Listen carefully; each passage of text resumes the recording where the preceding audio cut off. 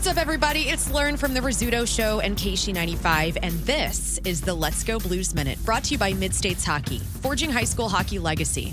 Now here's your host, Jeff Ponder.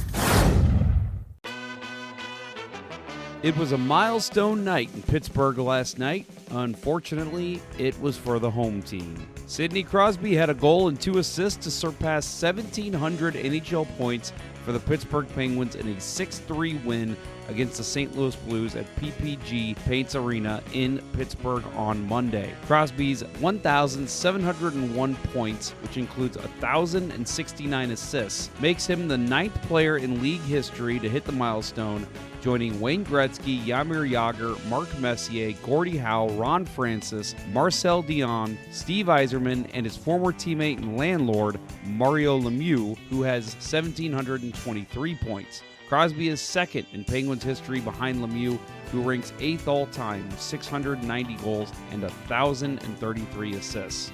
Brian Rust had 2 goals and an assist, Evgeny Malkin had a goal and an assist, and Erik Karlsson had 3 assists for the Penguins, who are 5-0-1 in their past 6 games. Pittsburgh scored on each of the first 2 shots of the game, just 16 seconds apart. Rust opened the scoring for the Penguins by taking a backhand pass from Karlsson and burying a snapshot from the right faceoff circle 39 seconds into the first period.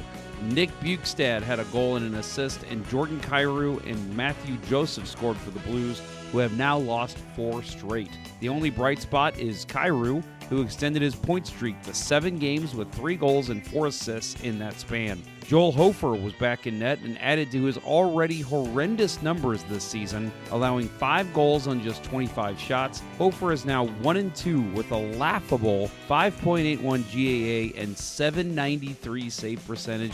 It really doesn't get much worse for the Blues' Tendy, who admittedly is not getting a lot of help from his teammates. Blues forwards Robert Thomas and Jake Neighbors did not play due to undisclosed injuries. Both are listed as day-to-day. Forward Alexei Toropchenko had 3 shots on goal in 10:34 of ice time in his return after missing 7 games because of upper and lower body injuries. Alexander Texier also drew back into the lineup with the 2 Blues injuries. The atrocious opening to the season continues tonight with the Blues' first back-to-back game of the season, heading home to play the Detroit Red Wings at 7:15 this evening. The last time these 2 teams met was just last Saturday, when the Blues blundered a 4-0 lead to lose 6-4. Maybe knowing the results of last game lit a fire under their butts, but I wouldn't get my hopes up. Heading into this game, the Blues are currently tied for 19th in the league in goals scored and sit in a tie for 3rd place for most goals allowed. They also have the 3rd worst goal differential with a -12, sitting just behind the Calgary Flames and San Jose Sharks. The Blues have allowed at least 5 goals in 5 of their 9 games this season, with 3 of those coming at home.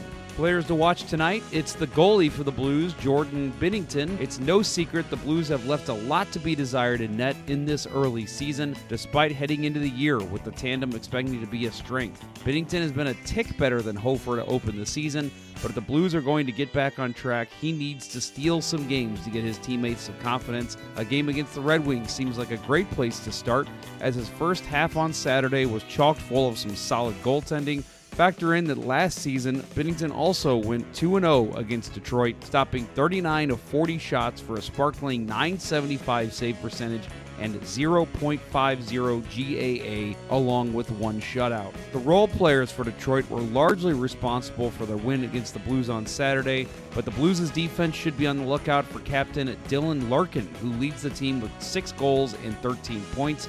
He's added a +13 and 3 power play goals to also lead the club in both categories. Let's talk about our stat of the day. We already talked about the goaltending. Again, it's not just that both Binnington and Hofer have been subpar.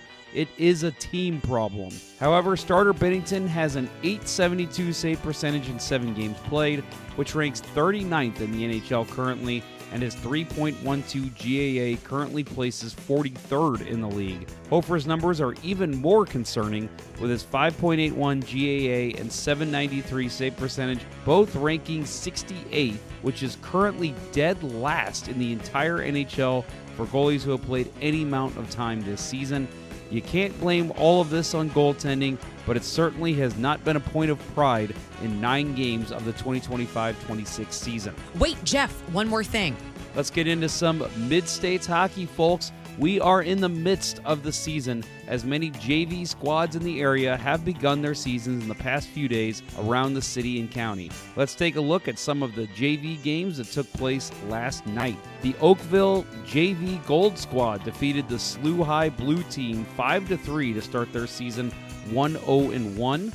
MICDS took down St. Dominic by a score of 3-2 to open their 25-26 campaign, while Parkway Central fell to the Fort Zumwalt North Panthers 3-2. Parkway South and Lutheran South played to a 4-4 draw, and there was some high scoring in the remaining 2 games as Vianney defeated Kirkwood Red 7-2. Lafayette's 6th spot over the Fort Zumwalt South team bested their 5 as Lafayette improves to 1-0-1 on the young season. This was the Let's Go Blues Minute, powered by Mid-States Hockey. Remember to catch Let's Go Blues Radio, the original and longest-running blues hockey podcast, wherever you get your shows, or streamed on YouTube and Facebook weekly. Until next time, weirdos. See ya.